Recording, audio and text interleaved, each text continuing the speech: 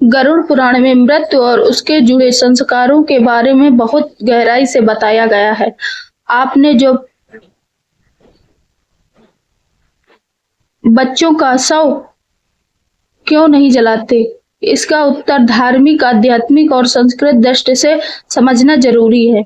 गरुड़ पुराण के अनुसार रहस्य।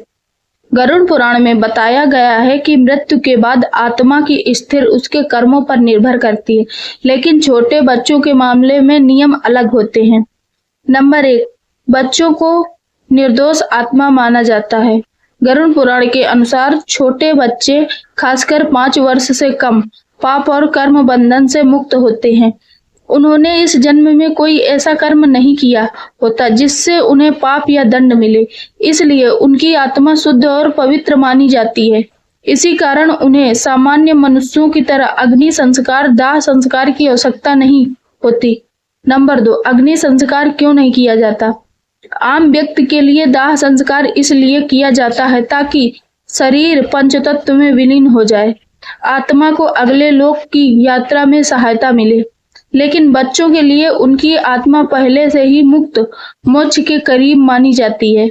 उन्हें किसी शुद्धिकरण प्रक्रिया की जरूरत नहीं होती, इसलिए उनके शरीर को जलाने की बजाय दफन भूमि में समर्पित किया जाता है।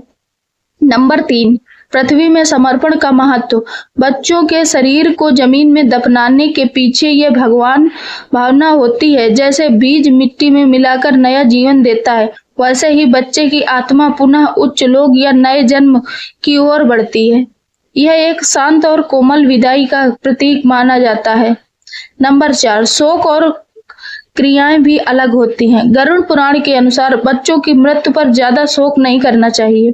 उनके लिए श्रद्धा या तर्पण जैसी क्रियाएं भी सामान्यतः नहीं की जाती हैं, क्योंकि उनकी आत्मा सीधे ही उत्तम गति, अच्छे लोक को प्राप्त होती है। नंबर 5, आध्यात्मिक संदेश। इस नियम के पीछे एक गहरा संदेश है।